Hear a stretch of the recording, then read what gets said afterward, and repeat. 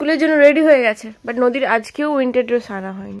আজকেও বলতে শুক্রবারে তো টাইম অভিষেক ছিল না বাড়িতে, শনিবারে যাওয়া ভেবেছিল আর মনেও ছিল না, তো আজকে গিয়ে উইন্টার ড্রেস নিয়ে আসা হবে। সেটা নদীকে একটা ফুল স্লিভস ওয়ার্মার আর প্যান্ট পরিয়ে দিয়েছি, ওটা পরেই যাচ্ছে এখন। যদিও এখনো সেরকম ঠান্ডা পড়েনি, তাই তো। চলো নিচে চলো। Good morning everyone, good morning everyone, welcome back to my channel. Happy Monday নাকি বলবো জানি না, হ্যাপি কারোর কাছে মানডে হয় জানি না, ভগবান জানে। ওকে, তো এখন যাচ্ছি নিচে। নিচে গিয়ে একটু চা ফা করবো, নদীকে একটু দুধ পাউরুটি দেবো খেয়ে, তারপর আমরা একটু বাইরে একটু হাঁটাহাঁটি করবো, তারপরে ব্যাস। আজকে আমি স্নান করিনি, তো এসে যোগা ফোকা করে স্নান করবো।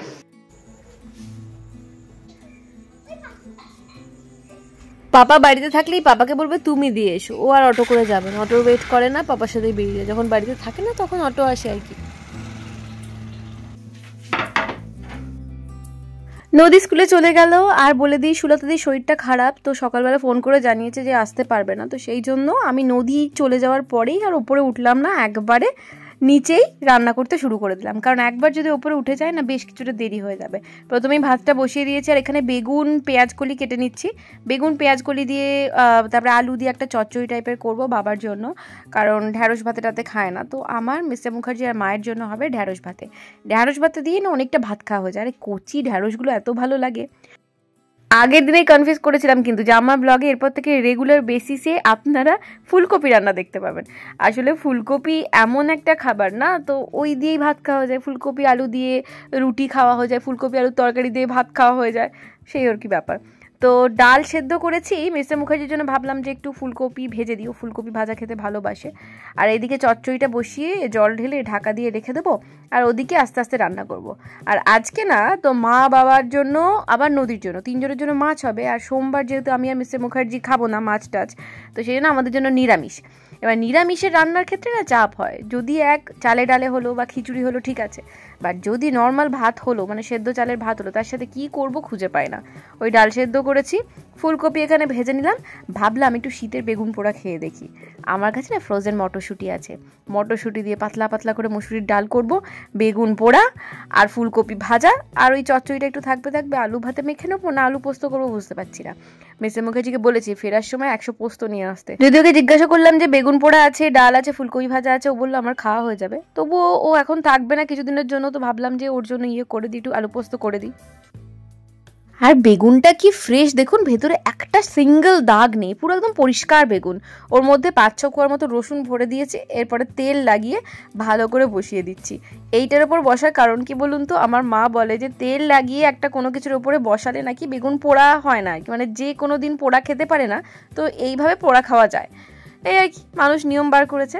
তো এখানে আমি ডালটা করছি আজকে খুব ভালোভাবে। ডাল জেনারেলি আমি নিজে করি না, যেদিন ওই ধরুন মুগ পালক হলো বা এটা সেটা ডাল করলাম মাছের মাথা দিয়ে, সেদিন আমি করি, নাহলে সুলতা দিয়েই করে। তো আজকে আমার ইচ্ছা হলো যে ডালটা একটু ভালো করে করি, তো আজকে আমার শাশুড়িমা ডাল চুমুক দিয়ে খেয়েই যাচ্ছে, অনেকদিন পরে দেখলাম এরমভাবে খেতে। যাই হোক, টমেটোও দিয়েছি, লাস্টে ধনেপাতা ওই ফ্রোজেন মটরশুঁটিগুলো ছিল দিয়েছিলাম। ডালটা এত ভালো খেতে হয়েছিল কি বলবো। আমি যখন বিয়ে হয়ে ঘরে প্রথমে এলাম তখন দেখতাম যে বেগুন পোড়ার সাথে সাথে টমেটো পোড়া হয়, আমার বাড়িতে কিন্তু টমেটো পুড়িয়ে কোনোদিন হয়নি, বেগুন পুড়িয়ে নর্মাল ধনেপাতা কাঁচা লঙ্কা পেঁয়াজ দিয়ে মাখা হতো। আর এখানে বেগুন পোড়ার সাথে টমেটো পোড়া লঙ্কা পোড়া এই সমস্ত দিয়ে মাখা হতো, আর লঙ্কা পোড়াটা খাওয়ার পরে না খুব পেটে জ্বালা করতো। তো সেই জন্য আমি যবে থেকে সংসারে হাল ধরেছি, মা যতই বলুক আমি লঙ্কা পোড়াটা তুলে দিয়েছি, লঙ্কা পোড়া তোলার বদলে কাঁচা লঙ্কা দিয়েই মাখি।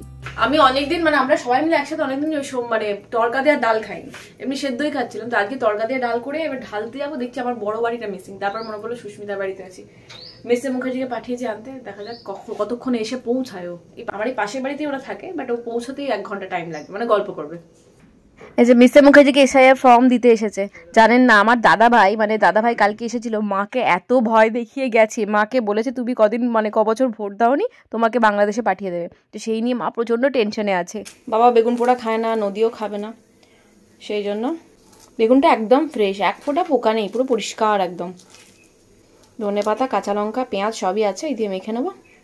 এই ডাল দিয়ে আর এই বেগুন পোড়া দিয়ে ভাত খাওয়া যায়, কিছু লাগে না সাইডে। এখন থেকে বেগুন পোড়াটা না মেখে রেখে দিচ্ছি, কারণ মিস্টার মুখার্জি যদি বলে যে তাড়াতাড়ি ভাত দিয়ে দাও তখন চাপের হবে। আর সুলতা দিদি আসেনি, সুলতা দিদি থাকলে হাতে হাতে এটা ওটা জোগাড় করে দেয়, অসুবিধা হয় না রান্না করতে। বাট এখন যেহেতু নিজেকেই কাটাকাটি বাটাবুটি এগুলো সব করতে হচ্ছে, সেহেতু টাইম লেগে যাচ্ছে। এই দেখুন বাটির মধ্যে তুলে রেখে দিলাম। ইয়ে করে তাই না? হ্যাঁ আর কিছুদিন পরে মাকে আপনারা দেখতে পারেন না, মা বাংলাদেশ চলে যাচ্ছে। কারণ তোমার হয়নি না, তুমি এতদিন ধরে ভোট দাওনি কেন? তো মুন্নারও তো হয়নি, মুন্না কি করছে? হ্যাঁ, মুন্নাকেও পাঠিয়ে দেবে, তোমাকে দাদা ভাইকে। আর দাদা ভাইয়ের কেসটা আলাদা আছে। দাদা ভাইয়ের তোমার কি সার্টিফিকেট আছে? কিসের? গ্রাজুয়েশন করার সার্টিফিকেটটা? গ্রাজুয়েশন না, মাধ্যমিকের সার্টিফিকেট লাগবে। ও মাধ্যমিক স্ট্যান্ডার্ড 10 এর লাগবে। হ্যাঁ, 10 তো নেই, সেই জন্যই ওরা যারা দিতে পারবে না। এখন ওই মহিলাটাও বললো আমি যাদের কিছু নেই, দেখুন ওদের জন্য সরকার বাংলাদেশে থাকার জন্য ব্যবস্থা করছে, ওরা এখানকার নাগরিক না। যদি বয়স্ক লোক হয় বললাম 80 বছর, বললাম ওইটারও ব্যবস্থা আছে, ওনাদেরকে ওইভাবে নিয়ে যাওয়া হবে বাংলাদেশে। ওদেরকে ওই যেখানে বয়স্ক ওল্ড এজ হোম, মাথা খারাপ হয়েছে, 80 বছর লোকদের নিয়ে যাবে। আমি জানি না, সরকার এসে তুলে নিয়ে যাবে। আমরা আটকালেও ওরা তোমাকে গভর্নমেন্ট করবে, তুমি অ্যাভয়েডই করতে পারবে না। ওখানে গিয়ে নাকি তোমাদেরকে রাখবে, চান করানো, খাওয়ানো, দাওয়ানো সবকিছুই করবে, কিন্তু তোমাদেরকে ইন্ডিয়ার বাইরে রাখবে। এই দেখো, এই ফর্মটা ফিল আপ করতে হবে যাদের ভোটার আইডি কার্ড আছে, যারা নিয়মিত ভোট দেয় তাদের জন্য। এটা SIR ফর্ম, ঠিক আছে? তোমাদের নামে পাঠায়নি, বাঁকুড়াতে আসেনি, তোমারও আসেনি, বাবারও আসেনি। শুধু আমার এসছে, তোমাদের এসছে? আমারও এসছে আরামবাগে বাবার নামে, যেহেতু ভোটার আইডি। আরামবাগে আমার রান্না অলমোস্ট কমপ্লিট হয়ে গেছিল। তারপরে দেখলাম মিসের মুখে যে হাতে করে পোস্তটা নিয়ে এসেছে। ও আজকে বেরিয়ে যায় পাটনা, তো পোস্ত খাবে না, এবার ঠিক আছে একটু আলু পোস্ত করে নিই। দেখলেন তো SIR নিয়ে কি কাণ্ড। আমার শাশুড়ি মাকে দাদা ভাইরাম বলে গেছে যে যাদের থাকবে না SIR এর নাম, তাদেরকে না ইয়ে করে দেওয়া হবে আর কি, মানে তাদের বাংলাদেশে পাঠিয়ে দেওয়া হবে। এবার মহা মুশকিলে মা শুধু আমাদেরকে বলছে, হ্যাঁ রে আমাদেরকে নিয়ে চলে যাবে, তোরা দাঁড়িয়ে দাঁড়িয়ে দেখবি, আমাদেরকে আটকানোর চেষ্টা করবি না। কত রকম যে কি বলছে তার নেই ঠিক। আচ্ছা, আমার সমস্ত রান্না কমপ্লিট। এই যে আলু পোস্ত করে দিয়েছি, আর এখানে হচ্ছে ফুলকপি ভাজা, বাবার ওই পেঁয়াজ কুলি দিয়ে চচ্চড়ি, আলু ভাতে, এখানে হচ্ছে মুসুরির ডাল, এখানে হচ্ছে বেগুন পোড়া, আর এখানে হলো ঢেঁড়স ভাতে, আর এই হলো চিংড়ি মাছ বাবার আর মায়ের আলাদা আলাদা বাড়িতে ভাগ করে রেখে দিয়েছি। আজকে খাবার কি বলো তোমার জানো? আজকে নিরামিষ খাবার, কিন্তু বেগুন পোড়া, ঠিক আছে, পাতলা পাতলা টমেটো, ধনে পাতা আর মটরশুঁটি দিয়ে মুসুরির ডাল, ঠিক আছে, তারপরে হচ্ছে ঢ্যাঁড়স ভাতে, ঠিক আছে, তারপরে হচ্ছে আর একটা কি হলো জানো, ওই পেঁয়াজ কলি এই সমস্ত দিয়ে একটা চচ্চড়ি, পেঁয়াজ কলি বেগুন আলু ঠালু দিয়ে একটা চচ্চড়ি হয়েছে, তারপরে হচ্ছে তোমার আলু পোস্ত, ঠিক আছে, আর একটা কি করলাম ভুলে গেছি, ও ফুলকপি ভাজা, অনেক কিছু হয়েছে। ননভেজ থেকেও ভালো।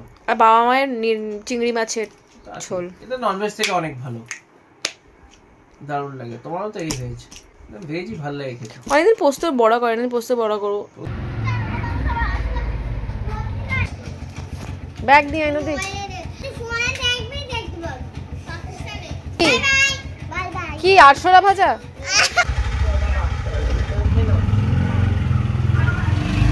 খেতে বসলাম অবশেষে, দেখিয়ে দিই, বেগুন পোড়া, ফুলকপি ভাজা, ঢ্যাঁড়স ভাতে, ডাল, আলু পোস্ত।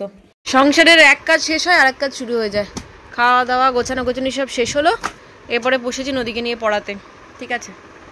কম্পিউটার সায়েন্সটা রিভাইজ করা হয়ে গেছে, কম্পিউটারটা এখন রিভাইজ করবো, তারপরে একটু ম্যাথস করাবো, দিয়ে তারপরে ছুটি দেবো। ওর ছুটি হবে, আমার তো ছুটি হবে না, আমাকে শর্ট শ্যুট করতে হবে, শাড়ি বের করি, মানে ইচ্ছে না থাকলেও সাজতে হবে, ইচ্ছে না থাকলেও করতে হবে, ঠিক আছে, কিছু করার নেই, সব দিকটা সামলাতে হবে। আর এরপরেও যখন ভাবি যে অন্য কিছু করতে যাবো না, তখন আর সাহস পাই না, অন্য কিছু করার সময় পাই না, সাহসও পাই না, কিছুই পাই না, মানে কি করে করবো, কখন কি করবো, তাহলে নিজেকে মানে মেরে করতে হবে, এক ফোটাও রেস্ট পাবো না, কিছুই পাবো না, ওই তো এইটুকু টাইম শুই রাত্রে। মুখার্জি বাড়িতে নেই, তাই ট্যাঙ্ক চালানো মানে পাম্প চালানোর দায়িত্ব আমার। আর সন্ধ্যে থেকে মানে দুপুর থেকে প্রচন্ড বিজি, কি বলুন তো, একে সুলতা দিয়ে আসেনি সেটা বড় কথা না, রান্না তো অনেক আগেই হয়ে গেছিলো, মিস্টার মুখার্জি বেরোলো, তারপরে দুপুর থেকে নদীকে একটু পড়াচ্ছিলাম, পড়িয়ে ওই 8 ঘন্টা 4:30 থেকে 5টা পর্যন্ত আমি একটু ঘুমিয়েছি, 8 ঘন্টা ঘুমিয়েছি। ঘুমিয়ে তারপরে নদীর টিচার এলো, আমি একটু ঘুরে টুরে এলাম বাইরে, রুকসানার সাথে একটু হেঁটে এলাম র্যাম্বোকে নিয়ে।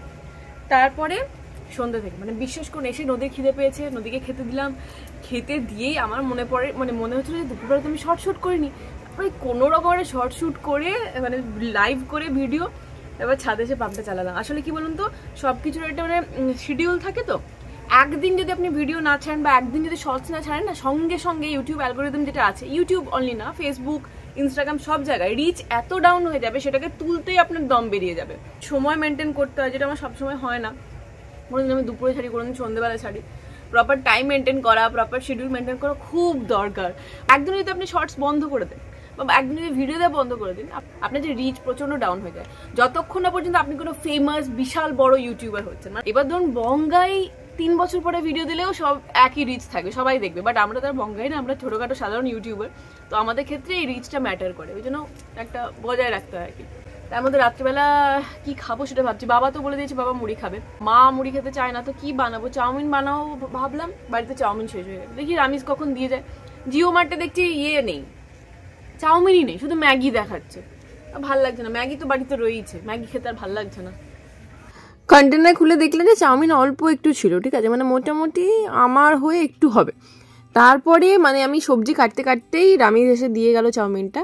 তো ওই চাউমিনটা সেদ্ধ করতে বসাচ্ছি, আর এটার হাফ নেব, দিয়ে হয়ে যাবে। একটু বেশি করেই করছি, কারণ কালকে নদীকে টিফিনেও দিয়ে দেবো। ও চাউমিন খেতে সেরকম খুব একটা পছন্দ করে না, খুব কমই খায়, একটু সস ফস দিয়ে করলে আর কি। আমি যে সাদা চাউমিন করি ও ছুঁয়েও দেখে না। তো রাত্রেবেলায় ওই জন্য আলু পোস্ত রাখা আছে, গরম গরম ভাত ওই বাটার দিয়ে আলু সেদ্ধ বা আলু পোস্ত দিয়ে মেখে দেবো। আর আমাদের জন্য চাউমিনটা করছি, কিছুই না, ওই ক্যাপসিকাম পেঁয়াজ করি এই দুটো সবজি দিয়েছি। আমার কাছে প্রচুর সবজি ছিল, কিন্তু কাটার সময় একদম নেই। চাউমিনের জন্য ওয়েট করতে করতে বেশ কিছুটা টাইম মানে শেষ হয়ে গেছে আর কি। আর 8টা অলরেডি বেজে গেছে, 8:30টার মধ্যে মা খায়, যদিও আমি অনেক তাড়াতাড়ি খাই, কিন্তু আমি ফ্লেক্সিবল, আমার কোনো টাইমের ব্যাপার নেই। কোনো দিন 8টায় খেলে, আবার কোনো দিন 9টা খেলেও হবে, কোনো চাপ নেই। সব থেকে প্রবলেম বলতে কি বলুন তো, অনেক দিন হয়ে গেল আলু ছাড়া চাউমিন খাইনি। মানে চাউমিন খেতে গেলে আলুর কথাটা মাথায় আসে, আলু দিলাম না, ফুলকপি দিলাম না, ঠিক আছে ওটা তবুও মেনে নেওয়া যায়, বাট আলু দিলাম না চাউমিন, এটা আমি এখন আর একদম মেনে নিতে পারছি না। তো সেই জন্যই ভাবলাম যে আলু যখন দিইনি তাহলে সাদা চাউমিন করে লাভ নেই, ওই সস ফস দিয়ে নেড়ে ঘেটে একটা একাকার কাণ্ড করে দিয়েছি। আর এবারে না আমি অনেকগুলো সস নতুন আনিয়েছি, বারবিকিউ সস এনেছি, বারবিকিউ বা তন্দুরি মশলা এনেছি, ওইগুলো দিয়ে নানান ধরনের রান্না করবো শীতকালে। তো এখানে চাউমিন আমার রেডি। এখন তুই টিভি নিয়ে রাখলে আমি দেখবো না? সারা দুপুর ধরে তুই দেখেছিস, পড়ার পরে এই যে চাউমিন নিয়ে চলে এসেছি। দেখুন আর কি করবো, 8:30 বাজছে, আর তাড়াহুড়োর মধ্যে বাড়িতে ফুলকপি ছিল, বাঁধাকপি ছিল, আলু ছিল, কোনো কিছু দেওয়া হলো না, শুধু এই দিয়েই করলাম। মা 8:30 খায়, তো এবার 8:30টার মধ্যে যদি না হয় বললো আমাকে অন্য কিছু দিয়ে দে, সেই জন্য তাড়াহুড়ো করে নিই। আজকে খাওয়াটা বেশ ভালো হলো। সব থেকে বড় ব্যাপার, মা চাউমিন অতটা পছন্দ করে না, আজকে আবার 2বার ধরে চাউমিন নিয়েছে, বলছে আমাকে একটু দে, খুব ভালো লাগছে। যেদিন ভীষণ ভালো করে করবো সেদিন ভালো লাগে না, আজকে সিম্পল করেছি, ভালো লেগেছে। যাই হোক, তো শুয়ে পড়েছি। নদীকে আর রাত্রেবেলা চাউমিন দিইনি, ও চাউমিন ওকে টিফিনে দিয়ে দেবো কালকে। ওকে রাত্রেবেলায় আলু পোস্ত দিয়ে বাটার দিয়ে ভালো করে সুন্দর করে ভাত মেখে খাইয়েছি, ঠিক আছে। তো ব্যাপারটা হচ্ছে রাত 10টাই বাজে, বেশি বাজেনি, তবুও নদীকে ঘুম পাড়িয়ে দেবো, কারণ বেশিক্ষণ ঘুমোবে। আর ওর না উইন্টার ড্রেস নিয়ে খুব একটা প্রবলেম হচ্ছে, ওর সাইজের পাওয়া যাচ্ছে না। তো আবার একটা দিন দিয়েছে, শনিবার পর্যন্ত ওয়েট করতে বলেছে, তারপরে সাইজটা অ্যাভেলেবেল হবে আর কি। তো এখন রাত্রেবেলা আমি নতুন তো মানে চুলে তেল লাগাবো, ওই যে কৃষ্ণা কি যেন, কৃষ্ণ আনলাম না চুল কালো করার জন্য, তো ওইটাই লাগাবো, লাগিয়ে শোবো চপচপে করে তেল দিয়ে। আমি চুলটা এখন একটু বড় রাখছি, মানে লেন্থ, আগে তো এত দূরই রাখতাম, এখন একটু বাড়িয়েছে, আর একটু বাড়াবো, ব্যাস, তারপরে কেটে দেবো। যথারীতি আমার ইয়েতে একটা সিরিজ চলছে, এটা হচ্ছে হটস্টারে, পিল বলে, রিতেশ দেশমুখের ওই কোন ওই থ্রিলার আর কি। দেখতে এডিট করতে করতে শোবো আর কি।